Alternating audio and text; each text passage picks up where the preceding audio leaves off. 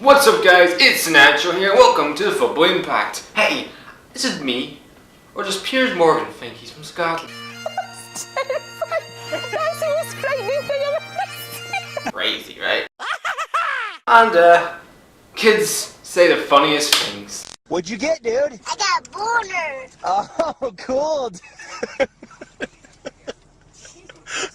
What'd you get? A boner.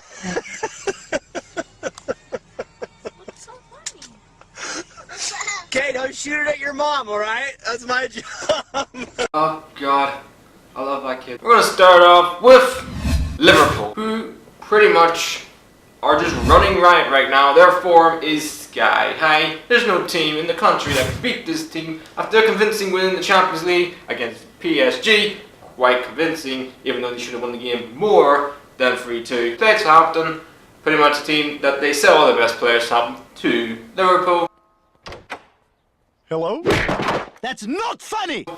But they won 3-0. Shaqiri was pretty much the man for them in this game. He started his first match for Liverpool and was excellent. He was a vital part for all the goals. You could say he scored the first goal, even though it took a deflection from the Southampton defender. Then he's hit an absolute hurler of a free kick, which Salah pretty much just had to happen in the net. And Matip scored a very good goal, I think his first Premier League goal for Liverpool. I think that's his first goal at Anfield, so all round great performance. Southampton, Mark Hughes, who, let's just say, you played against Brighton, 2-0 up against Brighton, and you fucked it up against Brighton. Do not pick on anyone. So I have no idea why Mark Hughes, for me, is the manager of Southampton. I said last season that he could have got two Premier League clubs relegated in Stoke and Southampton. One went down, which was Stoke City. Southampton looked like, I tipped them to go down this season because they just got no creativity whatsoever. They sold Dusan Tadic, they sold so many players. Danny Ings wasn't playing this game because he was loaned to Liverpool, he can't play against his parent club. But I just think it's going to be a long season for Southampton, and I just don't see them staying up this year. As for Liverpool, that's 6 wins in the Premier League from 6. That's 7 wins from 7, including the win against PSG in Champions League. They are absolutely loving life right fucking now, and they have 2 big games coming up against Chelsea in midweek and Chelsea in the Premier League next Saturday.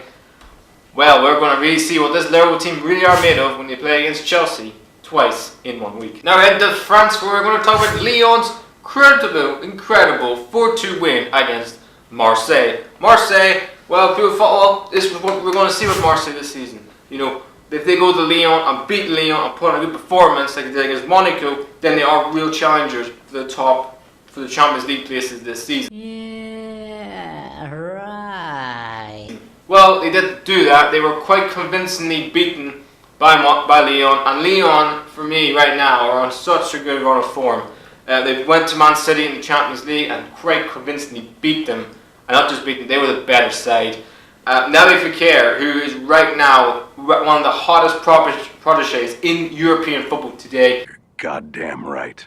He has been sensational. Last season he was their talisman. This season looks like he's going to be better than he was last season. He scored a goal, made a goal, and pretty much he's been the catalyst for this team for Lyon. And Traoré, who scored 2 goals in this game, 2 very good goals to be honest. The first goal was an excellent goal. And Dembele, who came off the bench for Lyon, so he was involved in one of the goals as well. So it's probably going to take him time to get used to the French league since they've signed him from Celtic. But as for Marseille, I just don't know. There's so many defensive problems. They brought in Strickland from Roma. You think, okay, solid defensive midfield player. He's going to make that midfield solid in there. But to be honest, he gave away a penalty for the 4th goal, and it's just stupid defending. It's just basic errors from Marseille. And Rudy Garcia, I think, is under big pressure this season to deliver Champions League football for Marseille. Marseille are a big club, one of the biggest clubs in France. Probably, if you take PSG out of it, they're second or maybe third biggest club in France, to be honest. So it's going to be difficult for Marseille. It's between now and Monaco right now who will get that 3rd spot. I'll leave it there because it could go either way. Now into the Bundesliga, where Bayern Munich take on Schalke. And Schalke, terrible start to the season, continues, no points from 4, and to be perfectly honest, they were quite convincingly beaten by Bayern Munich, to be honest. Bayern Munich are on a really good run of form, which we all know. Bayern Munich, we're going to just wipe the floor with all the teams this season. They're probably going to win all the Bundesliga games this season and go a whole season unbeaten. But Bayern Munich don't care about the Bundesliga title. What the fuck? Their main challenge is the Champions League, and they won that Champions League this week against a Benfica side. Roberto Sanchez stole the show in that game. I thought he was excellent. He looks a different player than the player that he was at Swansea, where he literally looked out of his depth for Swansea. When you're having a bad season, when you're passing into a fucking advertising board. That's all I need to say on that, really. So I'm really happy for Roberto Sanchez. He can now get some games, some form, because we all know there's a player in him. He's just went to Swansea, the worst league in the world, to be honest, when you're at that age and you've never played in it. So I just think he needs, just get some game time. And I think maybe staying at Bayern for this season probably is a good thing. I think he should have went back to Benfica. But he had a great game against Benfica. Benfica gave him a standing ovation when he scored his goal. But going to this game, Lewandowski scored, James Rodriguez scored, typical for Bayern Munich. They have a really good record against Schalke. It's just like the top 4. You get that this season. It will be a great season for you guys. Now we're in the Serie where we're talking about Lazio versus Genoa. And Lazio, with they had some tough fixtures at the start of the season. Played Napoli and Juventus. They have some nice fixtures you expect them to win, and they're now starting to crop the table now. I think they're in the top 4, top 5 now, and they're with 9 points, and they comfortably beat Girona 4-1, and Ciro Immobile is now equal with Marcel Klose in terms of goals for Lazio. Quite incredible, really. What a great striker he's been, Immobile, since Lazio signed him from, I think it was Sevilla or Borussia Dortmund, or one of those two teams. So he's been a cracking signing for them. And it looks like now, can Immobile move on? Can he fight for the captain area this season? I think he will. He was joint top goal scorer last season with Mario Icardi. He will probably fight the likes of Ronaldo and Icardi, and maybe Higuain this season for the captain area. But he's going to be the main man for them this season. Yes, Salvage he's had a very good game as well. He also scored a goal. But Immobile is going to be the guy scoring goals. The hardest thing to do in Serie is scoring goals, especially consistently. He can do that, and he's one of the best strikers in Europe, in my opinion. As for Genoa, you keep selling your best players. You sort of look like maybe one of those mid-table teams for this season, and I think that's where you're going to be. Now we're into the Camp Nou when we're going to La Liga, where we're talking about Barcelona's 2-2 draw points against Girona. And to be perfectly honest, it could have been worse for Barcelona, because as much as Messi, who scored again, he's just an absolute world-class superstar. Lionel Messi. But when Messi scored that goal, Barcelona weren't really out. They got a red card from the new centre-back from Sevilla. I'm not even going to pronounce his name. But he got sent off. Right decision, to be honest, because it's a stupid decision. I don't know what he's thinking of, really. He doesn't even need to do the foul. It's just complete borderline stupidity, to be honest. Then Sturani scored 2 absolutely stunning goals. I mean, they're in that level.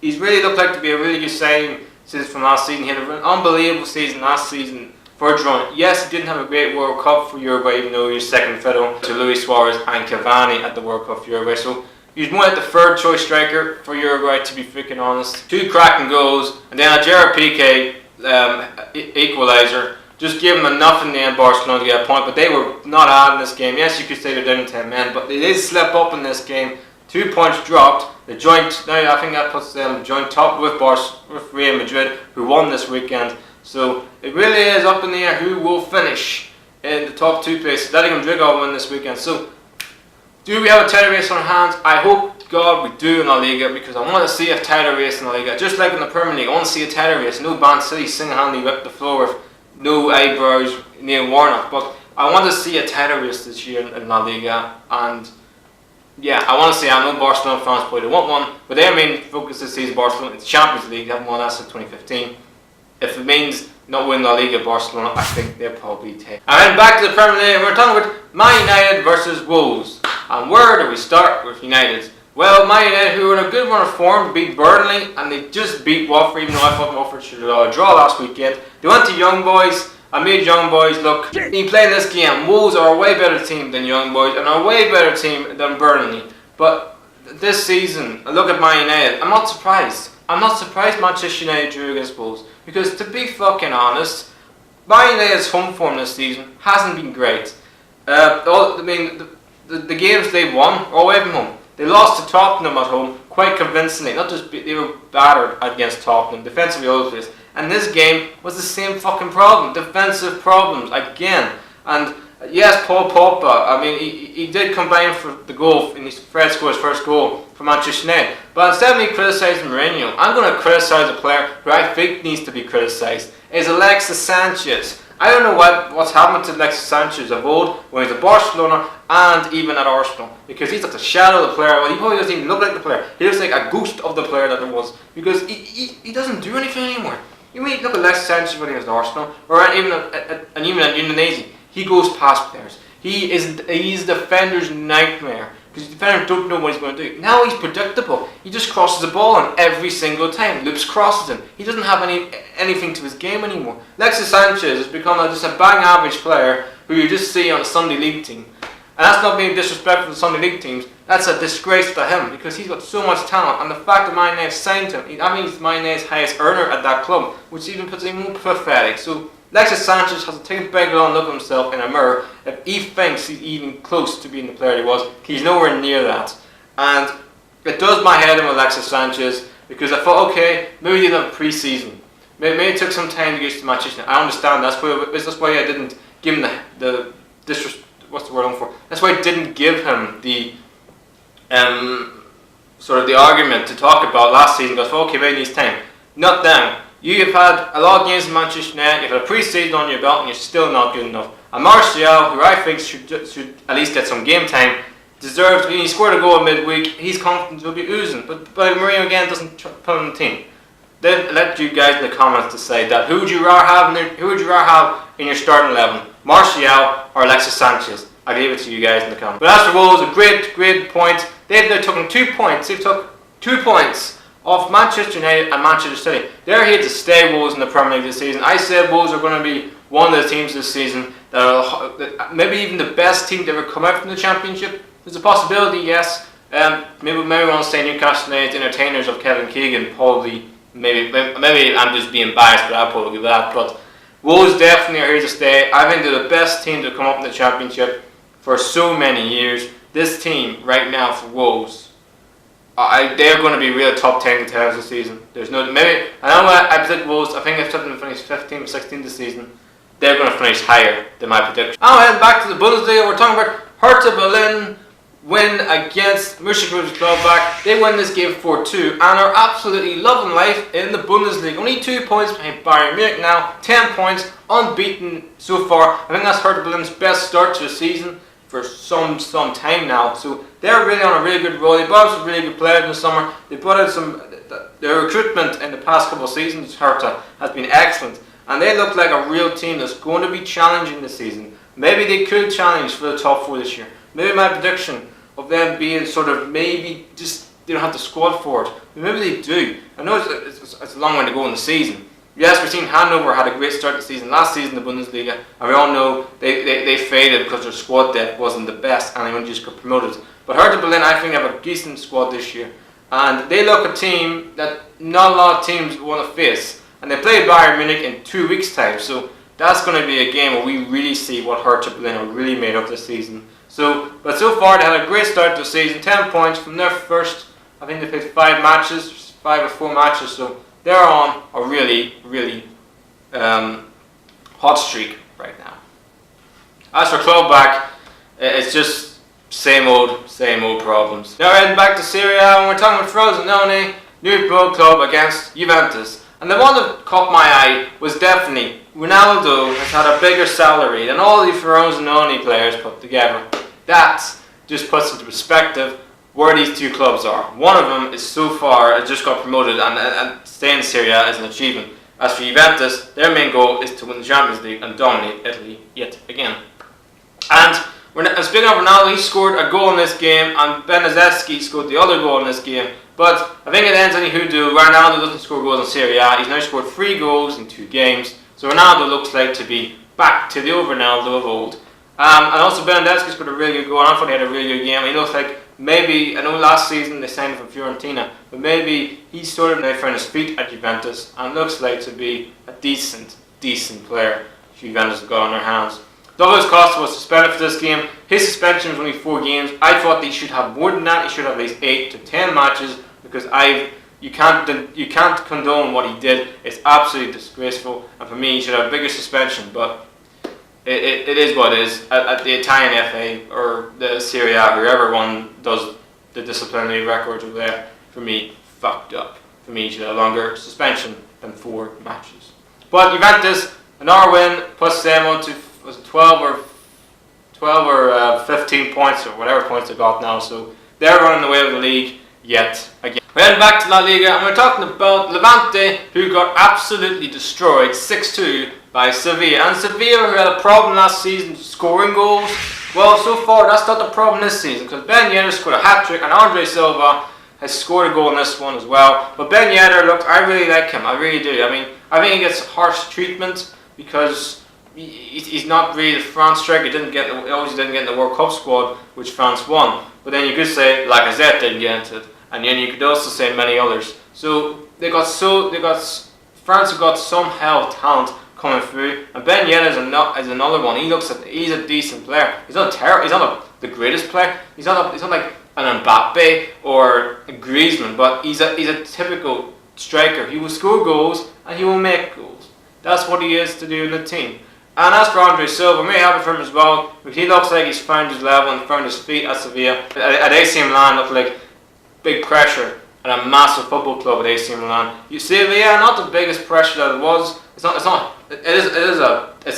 is a top club. It's not a big club. It's not like a Barcelona, Real Madrid, or Atletico Madrid, or even a Valencia. They're sort of like a 5th, 6th best team in La Liga, and they've had a really good run now, and a very good start to the season.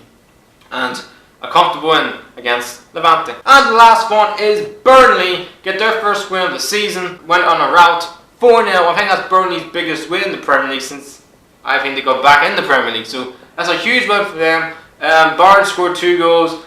A really good finish from Aaron Lennon. And I forget who scored the first goal. But that's a big dip for Bournemouth. I think just a little bit, they're on a really good run. And then sort of, okay, let's go back down to earth again because we just got thumped 4-0 by Burnley. But they had a really good start to the season, Bournemouth. They're going to be fine this season. They're not going to fight for relegation. A lot like Wolves, they're sort of now top 10 is going to be sort of where I see them being this season. They've got incredible goals. They can score goals for fun, apart from this game. But I still think defensively, I still look at defence. They're still relying on the defence from the Championship. And I think that's going to be their Achilles heel again this season because he didn't strengthen in that defence. Yes, they bought an Ake a couple of seasons ago, but again, Cook and Daniels, I don't think are Premier League defenders that they need more stability at that defence. And Begovic is an okay goalkeeper, but he's not the top goalkeeper. So guys, now we move on to the lighter moment. And in this one, I watched this video a couple of days ago, and I thought I'd share it with you guys. Depuis toujours, c'est ici le commencement. Aussi vrai que la terre tourne. Partout, hors du temps. Dans la poussière et le vent. Dans nos cœurs et dans nos têtes. Toujours le même rythme, jamais de trêve. Les contours se dessinent. Les rêves se projettent. Au fil des heures, jauger le risque, soigner le geste. Toujours plus vite. C'est là que le temps se fige, puis s'accélère. Encaisser l'échec, puis la relève. Et les étoiles qui filent.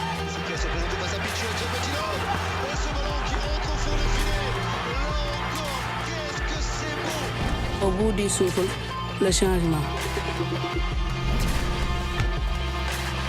Le futur. Le présent.